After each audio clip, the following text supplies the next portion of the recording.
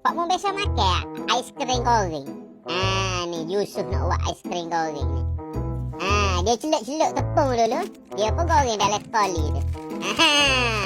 Tak. Oh, sedap ni. Oh, poso-poso ni kak.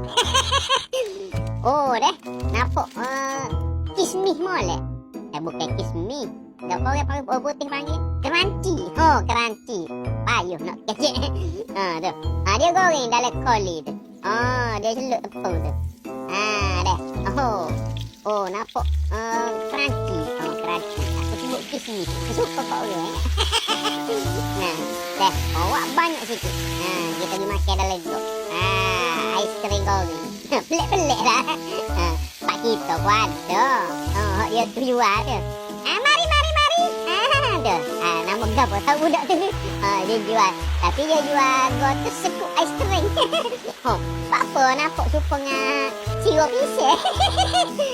Sirup pisang pula dah. Saya nampak dengan pisang goreng. Sedap ni nyakut molek ni tak. Aku suruh cair dah dalam.